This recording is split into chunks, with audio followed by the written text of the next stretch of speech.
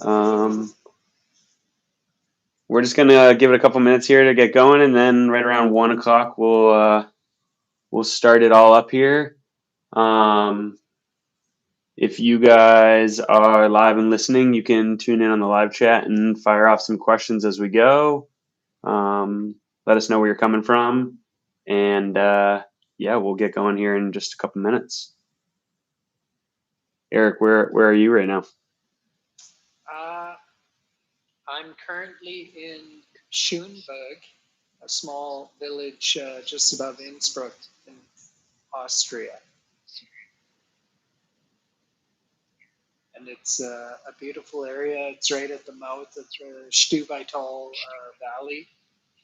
The Stubai Glacier is one of the main kind of high glacier resorts in the Tyrolean Alps. And yeah, it's already open. Already, the lifts are spinning. Had a couple days on my Tyrol card, which is the ski pass I buy every year over here. So that's been fun.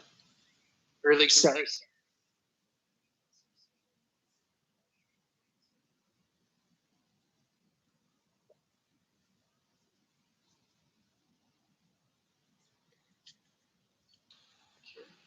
I try to adjust now.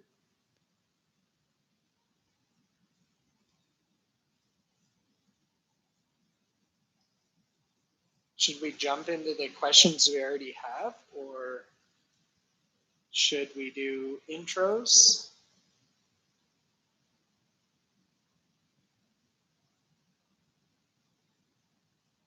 What do you think, Sam? Sorry, I was muted there. Oh, I just said, should we do intros, or should we just jump into some of the questions already? Let's yeah, we can fire up a quick intro and then maybe answer a question or two and jump on into it. All right. Hold on 1 sec. I'm having some technical difficulties in my audio.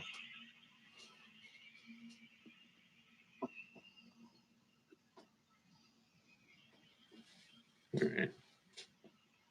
Let's see if that's a little better here. Okay. I was getting double whammy there. All right. Yeah, let's hop into intros real quick, and then we'll answer a question or two and get going when some people hop in here. My name's Sam. I'm the brand manager here at Forefront. I am based in Burlington, Vermont, but spend winters kind of traveling all over the place, connecting with athletes, product testing, doing photo shoots with the team and stuff. And I worked a bunch with Eric last year, working on this NEVAR ski. He'll get into that further in a little bit here, but I'm kind of just along for the ride and fire off some questions for Eric. And yeah, Eric, why don't you hop in? All right. Yeah, I'm Eric, or most people know me as Hoji in the ski world.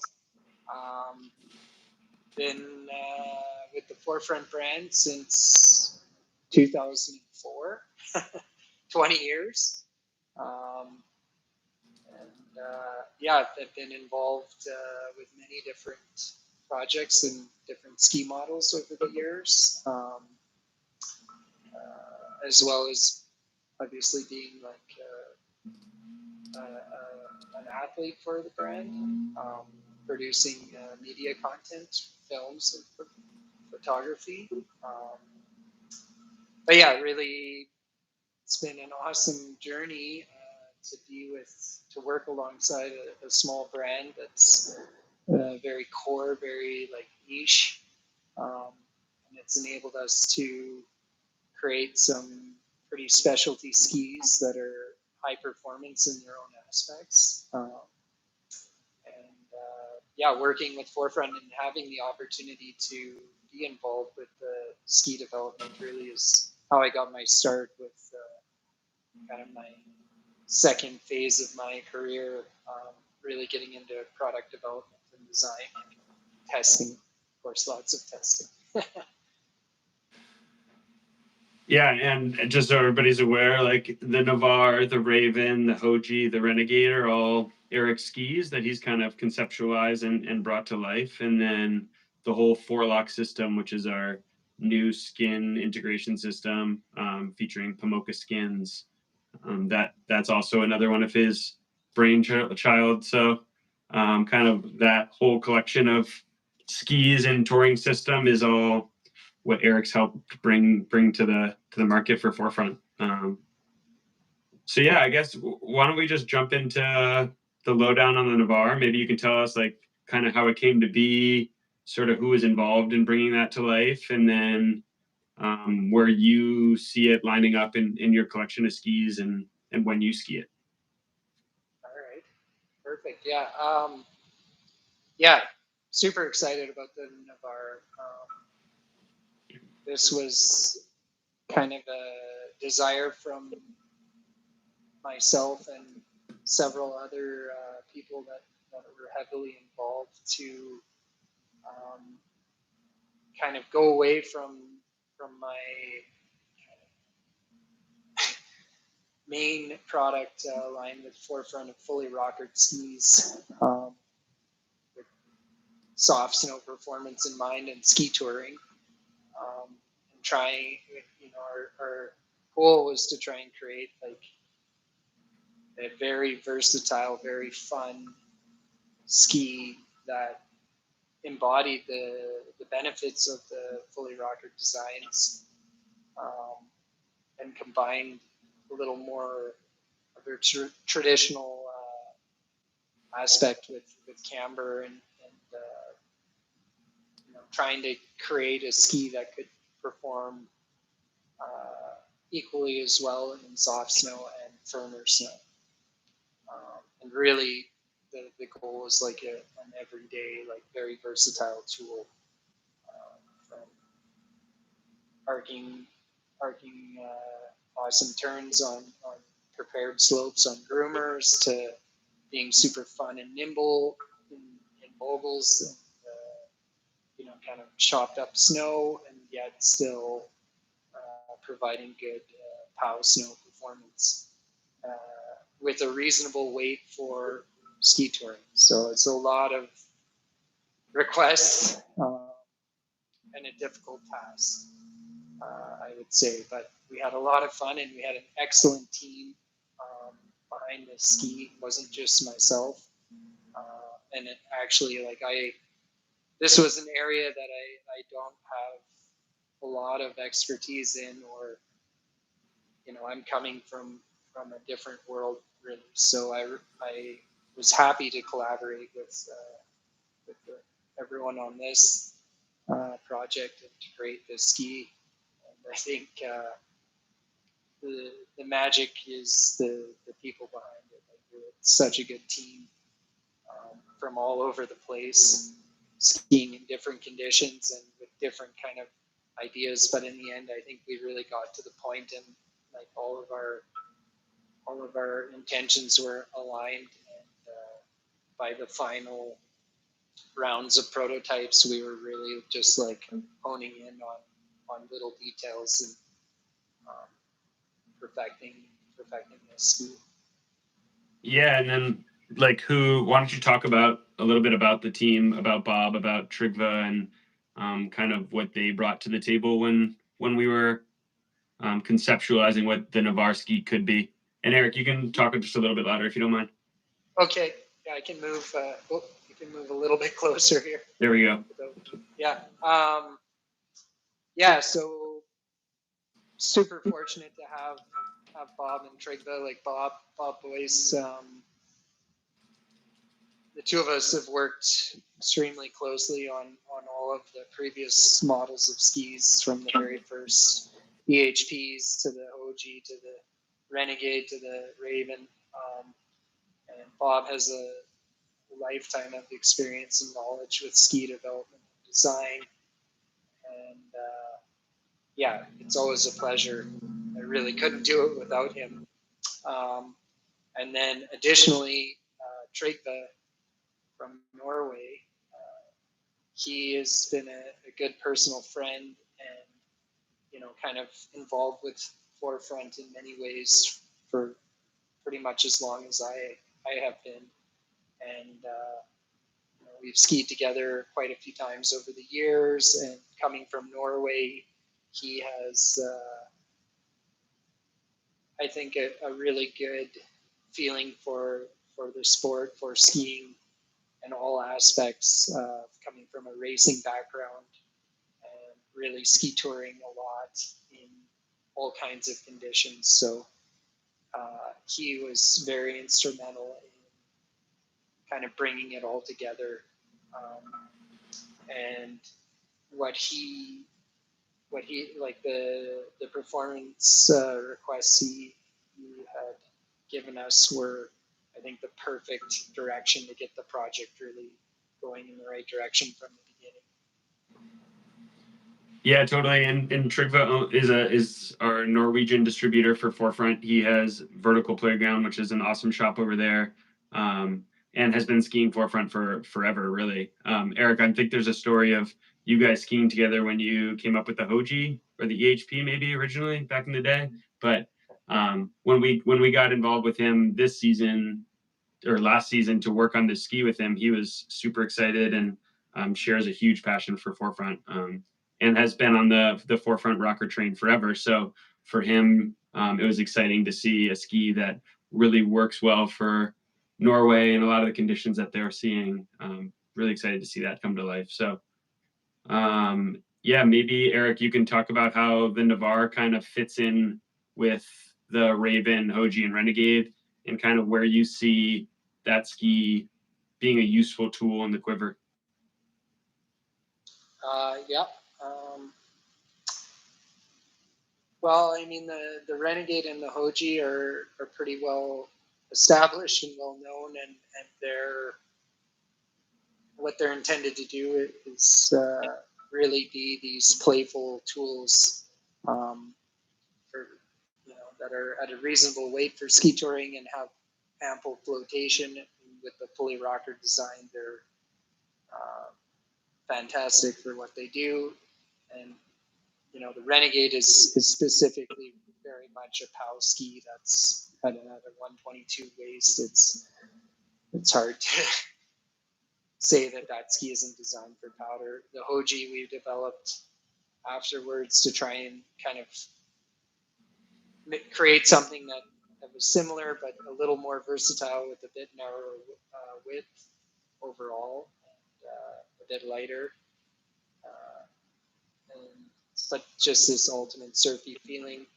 And then the Raven came as kind of the little brother, narrower yet again, and really with the kind of spring ski touring and longer missions and these kind of concepts in mind.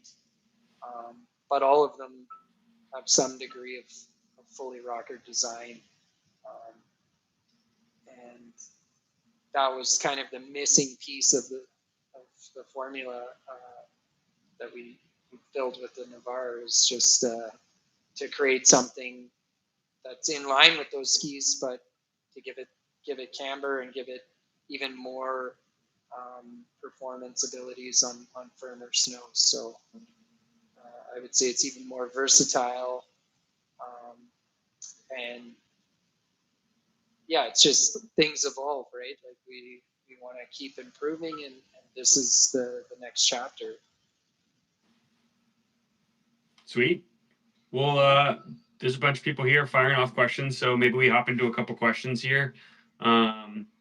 We have a question. What was the thinking behind the dimensions of the NEVAR, given it seems slightly narrow at the tip and tail compared to the similar waist width in its competitors? Yeah, I think that's a great question. I mean, I personally find a lot of skis these days, they have maybe more side cut than I personally would want, wider tips and tails. And I feel like that's kind of the major manufacturers have to do that to try and create skis that are really turny and easy for people. You know, they have to sell them to a lot of people. I think we're in a good position at Forefront to offer our skis. I think are a little more directed to experienced skiers, like the, the people who really enjoy Forefront already have decent or even very good skiing ability and skills. So I don't think you need as much sidecut as what is available out there. And given that, with a ski that has, you know, quite a bit of a generous amount of tip and tail rocker still, the ski is quite nimble and easy to initiate. And yeah, through testing as well, through everyone who's involved, this was never brought up that we felt this particular ski needed a tighter side cut radius. And in fact, I also believe that in soft snow conditions, having a big difference between the tip, waist, and tail isn't actually helping you as much as some people think. Cool. What about what do you think the snow depth limit is for the NEVAR? And do you think there, like, where do you see the optimal snow depth being for that NEVAR ski when you're skiing it? I mean, of course, if it's a massive pow day, then wide skis are definitely going to be your friend. I've skied it in many different snow depth, soft snow depth conditions, and yeah, I think anything 30 centimeters or less, that ski does very well.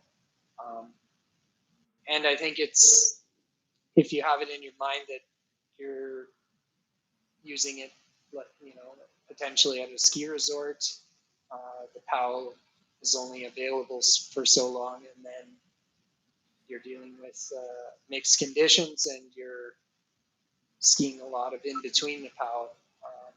So that's also important to keep in mind, I think, in a ski of this nature. That answers that question. Yeah. What length are you skiing in the whole collection of skis, maybe? Yeah, I mean, I've really been on the 184 program myself. Like, I'm a compact and lightweight human, so for me, that length of ski throughout everything is pretty ideal. I haven't really found the need to have longer skis lately in recent years. And I have considered going shorter for certain things, tree skiing and such. Mm-hmm. All right. Lots of people asking the classic Hoji Mount Point question. Maybe we just touch base on the mount point of the NEVAR, and if you have the same, instead of getting into the mount point theory, which you can search for online and find Eric's whole write-up on it, maybe just your mount point theory on the new NEVAR ski specifically. Yeah, I mean, this was outside of my comfort zone, I guess you could say. Just my philosophy on mounting points were really based on the fully rockered skis that we've been producing. So during the testing and everything, like I experimented a bit and mainly would test everything on recommended, which I believe off the top of my head, it's been a while, it was -8 on the 184, 8 centimeters back from the true center of the ski, and that's based on the center. It's linked to the center of the side cut as well. I on the different versions of the NEVAR, I did experiment with going slightly more, just slightly, like a centimeter forward, and for my taste and my size and weight and leverage on the ski, that was I think just fine.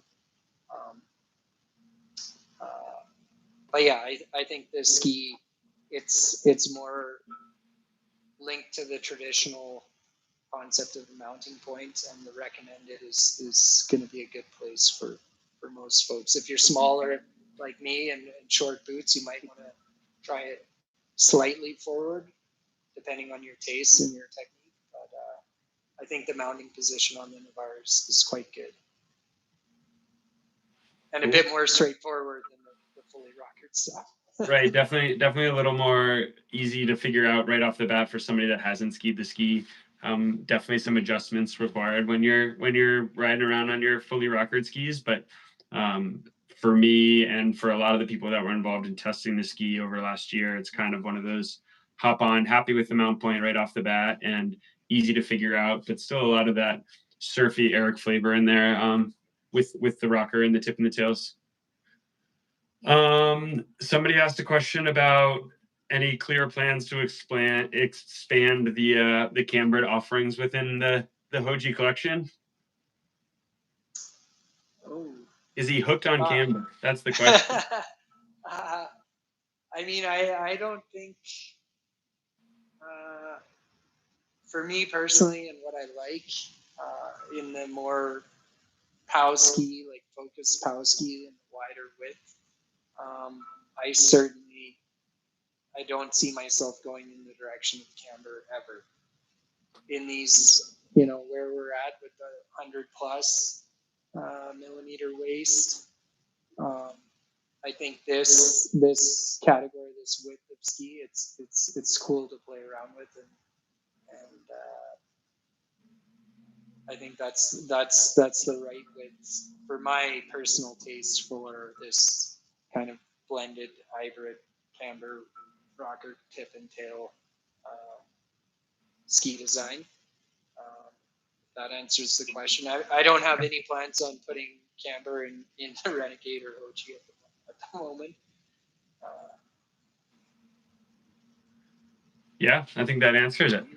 All right, do you have any overarching design philosophies for the gear you create? That's a pretty big one, but.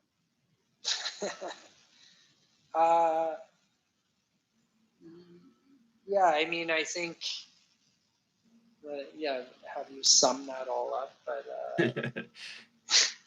I like to, basically comes down to like trying to understand what it is what are these sensations that you enjoy? What do you like about something? What don't you like about something?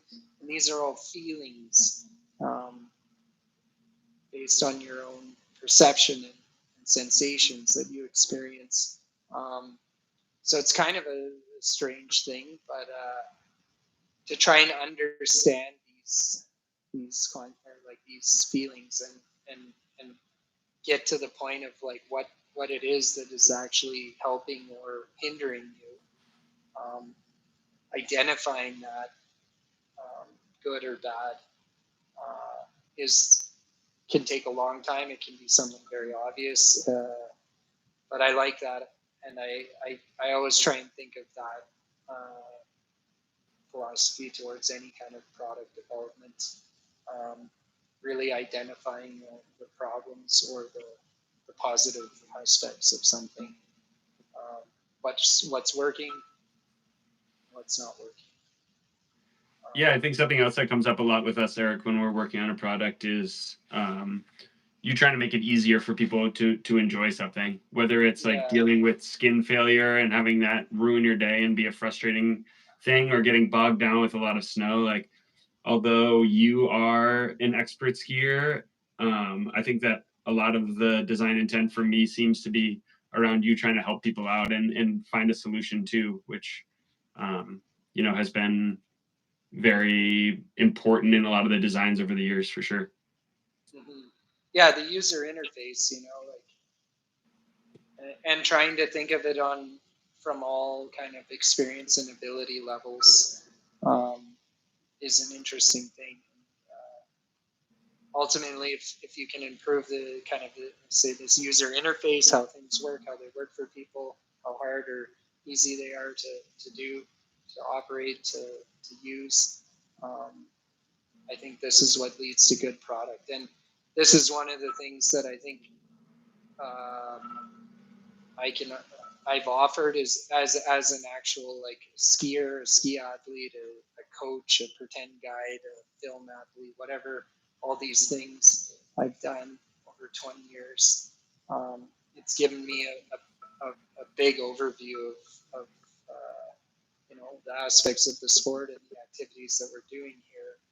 And so I try to work from that experience to improve things. And it's little things like with the forelock, it's it's easy enough for you to fix your buddy's tail clips every kick turn, or take their skin off and scrape it on your ski and put it in your pocket or in your coat for 5 minutes and keep going. And like we've just been doing this forever, and no one seemed to care. Like you just deal with it because it's part of it. But like my motivation was like, it doesn't have to be this way. Like we have to improve this really. And yet again, an excellent opportunity to be working with Forefront, a core brand that could do something, different from the normal stuff. And to have the partnership with Pomoka was perfect. And I think that it's a very small detail, but it results into a much nicer overall experience for people. And it makes it easier. Ski touring is very difficult. So yeah, that's kind of that's been my motivation and my way of thinking, and just how I want to proceed and keep going in the ski industry. Yeah, and I think it's made a big difference from the ski design intent to the forelock stuff. Like all of it has improved that user interface massively, I think. All right, a really important question. Everybody wants to know what beer you're drinking. Oh, this is a Stiegl. It's at least in Canada, it's one of the only Austrian-made beers that you can buy in Canada. And I just went to the store before this, and it was one of the only beers. It's just a small store in the village here, so I got it. But it's from Salzburg, which is east of here, and it's kind of like a lager beer, and the price is good. Most importantly, what about like another non-product question? We have people asking kind of what your plans are for the winter and if you got anything big in the works. Yeah, I mean, I'm hoping for another decent winter. I hope everyone gets snow. And already there's quite a bit of, there's quite a few events and different trips scheduled. I'm going to be over here in Europe and in Austria for a little bit longer. I'm headed back to Canada. We'll be hanging there, getting the demo fleet ready for the camps at Golden Alpine Holidays. And also this year I'll be doing one at the Blanket Glacier Chalet.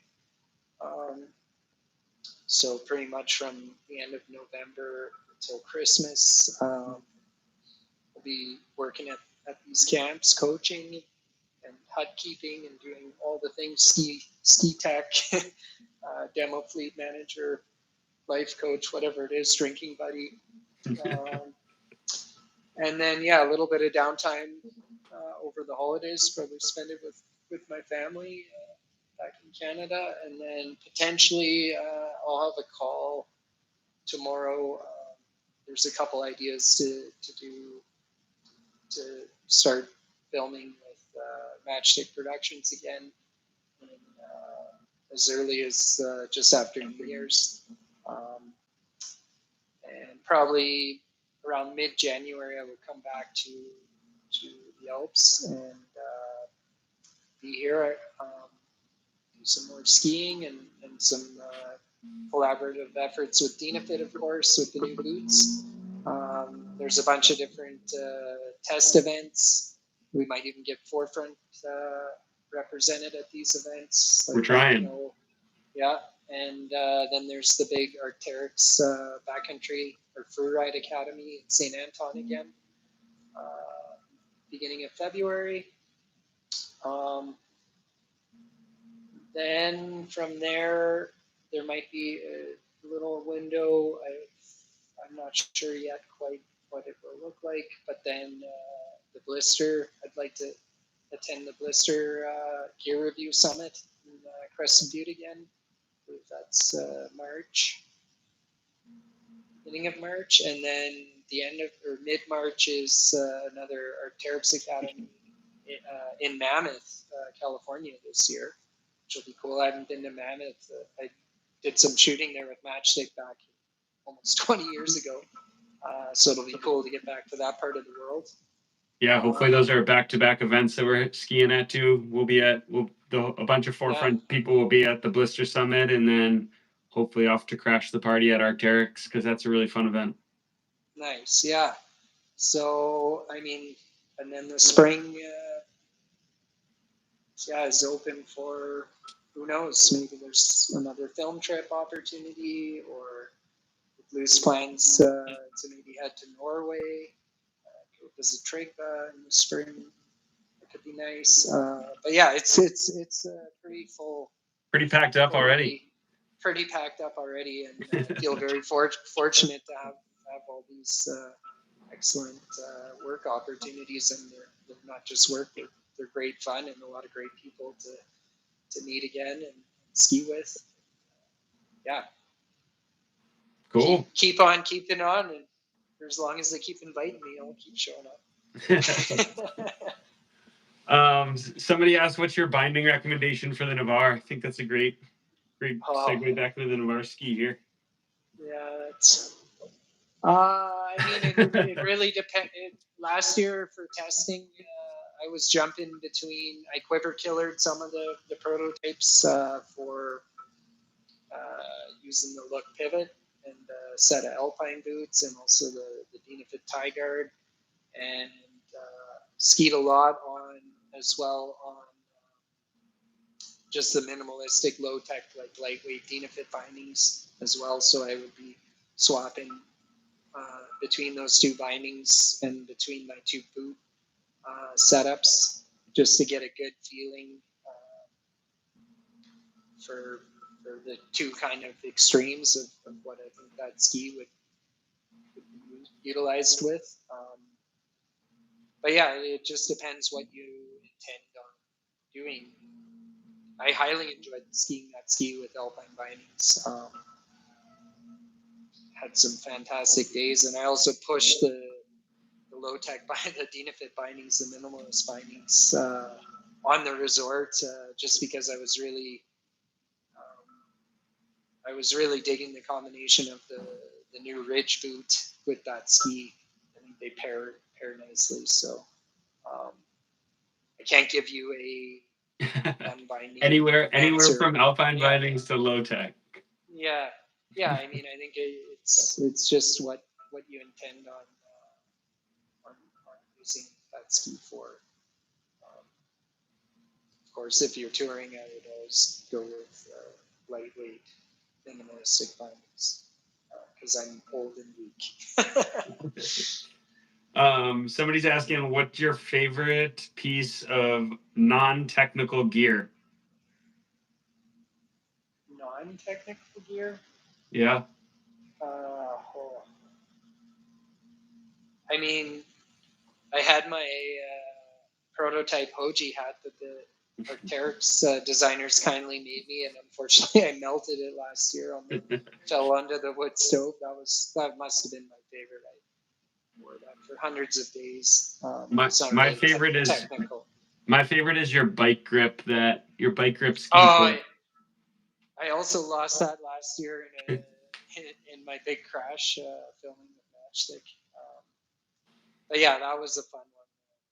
this bike grip that was mounted with the quick release with the screwdriver. And it turned out of aluminum on the lathe.